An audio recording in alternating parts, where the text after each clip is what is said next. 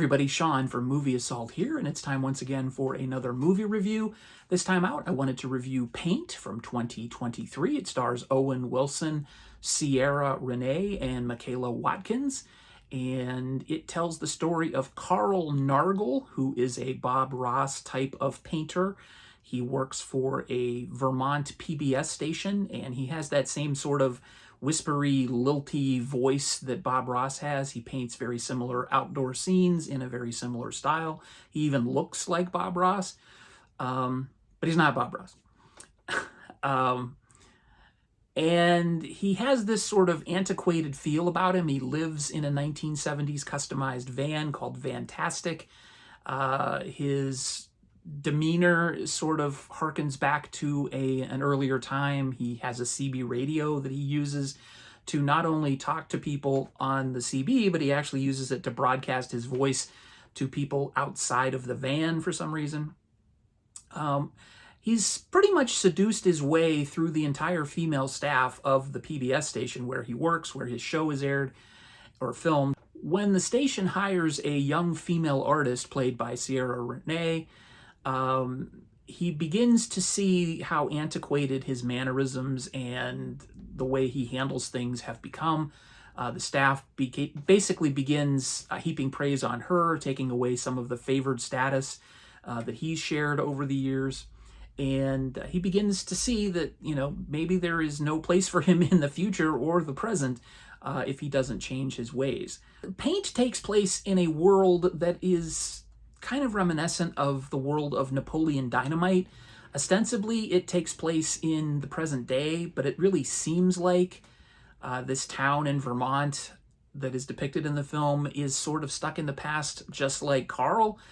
Everybody seems to have console TVs. They have odd-colored walls or paneled walls.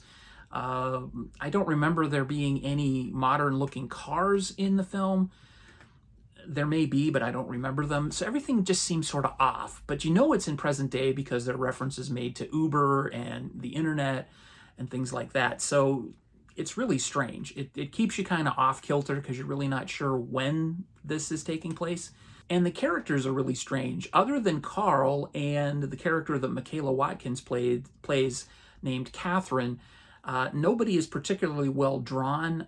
They are essentially stereotypes and very impulsive stereotypes, so much so that when they jump to action for some strange reason, I feel like I missed something, even though I didn't, because it's like the movie didn't explain why they're reacting the way they are. And there's also a lot of use of flashbacks with no context given. So you're really always sort of on your heels as far as trying to take in what's going on. Not that it's hard to figure out. This isn't an incredibly complex film by any stretch of the imagination. It's just a little off-putting at first. Once you get to the end and you're able to kind of piece everything together, you realize that the effort really wasn't worth it. It's like writer-director Brit McAdams was just trying to be clever for clever's sake, and it doesn't really pay off in any reason. And the movie has its moments, but it's a comedy, but it's never really laugh out loud funny. I think I chuckled 2 or 3 times and just at weird things that sort of caught me off guard. So overall, I would say that Paint is not a great movie. It is definitely quirky and intentionally so, but I wouldn't recommend it.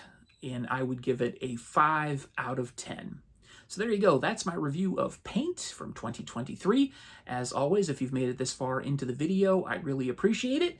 If you're a new subscriber, thanks for subscribing. And this is pretty typical of the type of content that I do here on the channel. Movie reviews, movie hauls, and stuff that I watched. So if you like that kind of stuff, please subscribe if you haven't done so already. Thanks for watching, everybody. Take it easy.